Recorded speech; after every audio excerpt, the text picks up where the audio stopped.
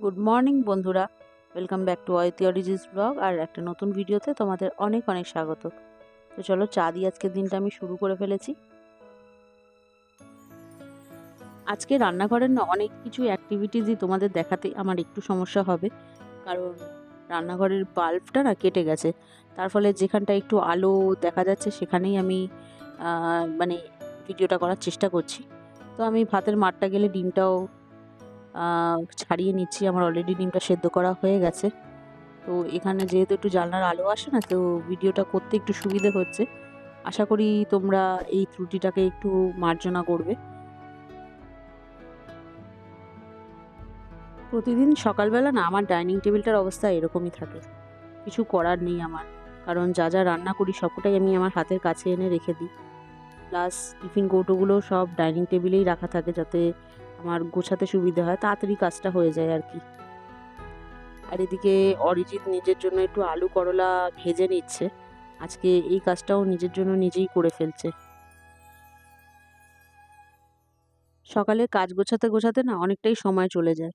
আর এদিকে আমি স্নান করে অলরেডি ঠাকুর দিয়ে না খেতেও বসে পড়েছি, কারণ এর থেকে বেশি লেট করলে আর লেট হয়ে যাবে অনেকটাই। তাই আমি আর বেশি দেরি না করে নিজের লাঞ্চই বলতে পারো এটা, আমি করে এখন বেরিয়ে পড়বো রেডি হয়ে। বন্ধুরা, আমরা দুজনেই রেডি হয়ে গেছি অফিস যাওয়ার জন্য।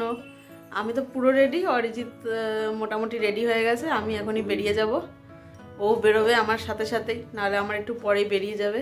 তো চলো, আবার তোমাদের সাথে আবার সন্ধ্যেবেলা দেখা হচ্ছে। সকালবেলার মোটামুটি কাজ গোছানো হয়ে গেছে, আবার বিকেলবেলা তোমাদের সাথে এসে কথা বলছি। তো সবাইকে গুড ইভিনিং। চলে এসেছি বাড়িতে 5:30 মানে ক্রস করে গেছে, এখন প্রায় 5:45 বাজে। আর আমি একটু জাস্ট ফ্রেশন আপ হয়ে এখন যেটা করতে হবে ফার্স্ট কাজ আমাকে, সেটা হচ্ছে আমার ঠাকুরের একটু সন্ধেটা দিতে হবে। তো সেটা দিয়ে আমি চা করতে চলে যাব। আর যেরকম কালকে বলেছিলাম, আমার কিচেনের লাইটটা তো খারাপ হয়ে গেছে, মানে তাতে একটু ম্যানেজ করতে হবে। আসার সময় যদি অরিজিৎ লাইটটা কিনে আনে তো আজকে সেট করতে পারবো।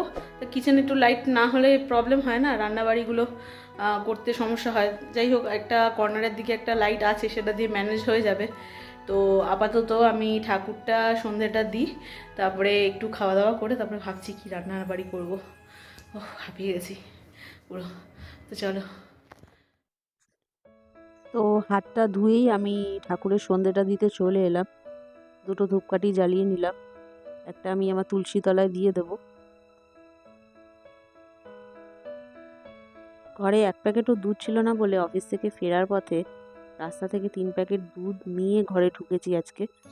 আর দুধের প্যাকেটগুলো ফ্রিজে রাখার আগে আমি ভালো করে ধুয়ে নিচ্ছি, যেহেতু এগুলো অনেক হাতে হ্যান্ডলিং করা হয়, তাই একটু ধুয়ে ঢোকানোই ভালো।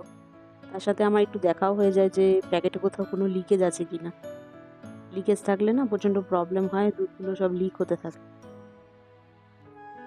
দুধগুলো আমি সব ডিপ ফ্রিজে ঢুকিয়ে দিলাম। ডিপ ফ্রিজে ঢুকানো থাকলে দুধগুলো ভালোও থাকে, নষ্ট হয় না। আর আমি আমার জাল করা দুধটা ডেকচি বার করে নিলাম চা করব বলে।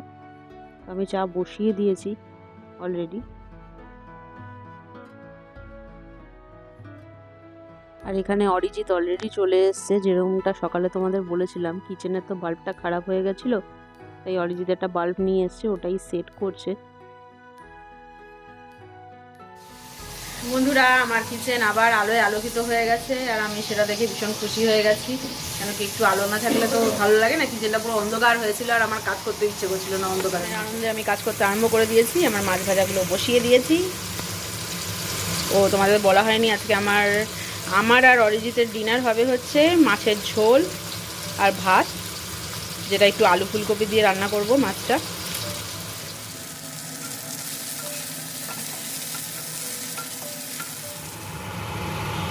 এ দেখো, আমার মোটামুটি কাতলা মাছের পাতলা ঝোল প্রায় রেডি হয়ে এসছে। এখন ঝোলটা একটু ফুটছে, একটু ফুটুক ঝোলটা।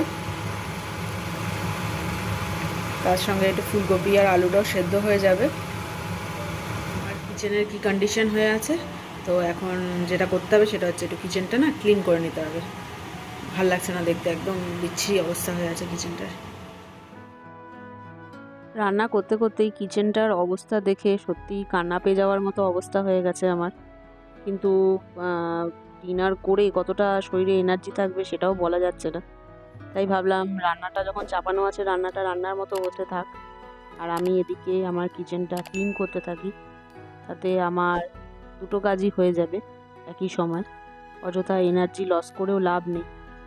আর সকালবেলা তো কোনো মতেই সময় পাওয়া যায় না যে আমি কিচেনটা ক্লিন করব তারপরে গিয়ে রান্নাবাড়ি বসাবো, তাহলে তো আর আমাকে অফিস যাওয়ার প্রশ্নই ওঠে না, ওদিন আমার বাড়িতেই বসে থাকতে হবে।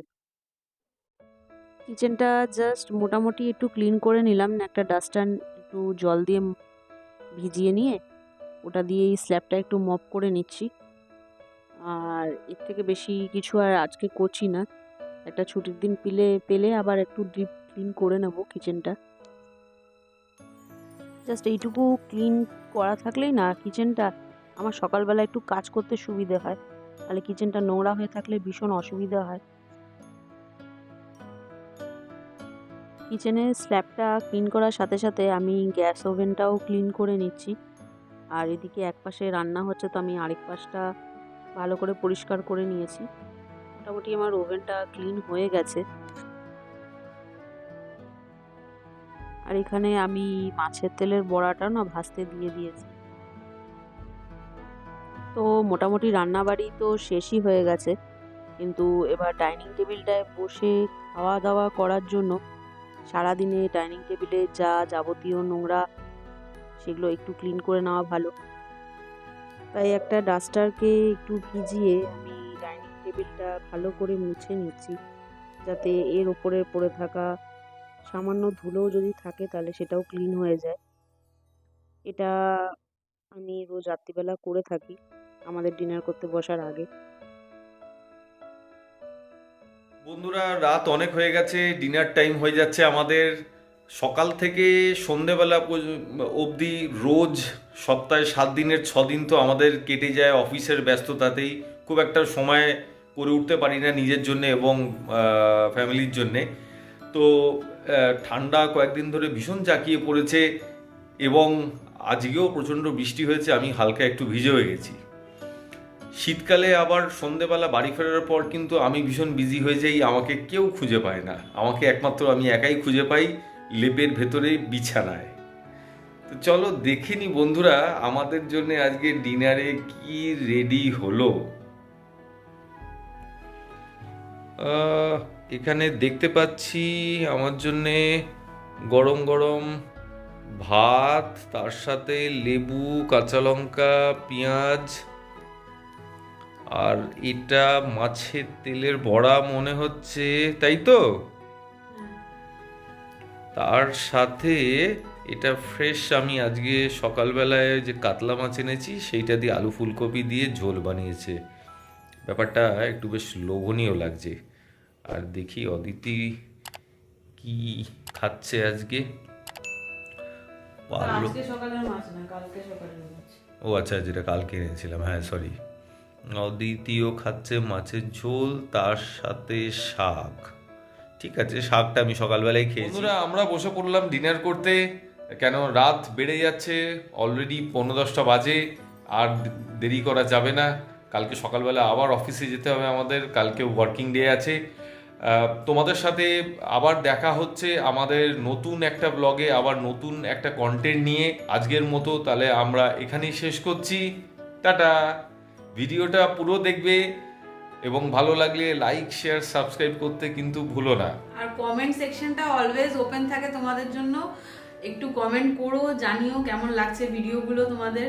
আর অ্যাটলিস্ট মানে আমি তো অনেক রকম কাজও দেখাই, কিছু গাফিলতিও থাকে অনেক কাজের মধ্যেও, সেগুলো তোমরা কমেন্টে জানাতে পারো যে দিদি তুমি এই কাজটা এরকম করছো বা ভুল করছো, বা এরকম করলে ভালো হয়। তো কমেন্ট সেকশন অলওয়েজ ওপেন আছে তোমাদের জন্য, তোমরা যেরকম খুশি কমেন্ট করতে পারো সেখানে এসে, তাতে আমাদের সুবিধা হয়, আমাদের বুঝতে সুবিধা হয় যে আমাদের কোথায় কি ভুল হচ্ছে, কি ত্রুটি হচ্ছে। তো চলো ভিডিওটা শেষ পর্যন্ত দেখো, আর যেরকম বললো সাবস্ক্রাইব কিন্তু করো, আর একটা লাইক দিতে ভুলো না। তো চলো টাটা, গুড নাইট সবাইকে।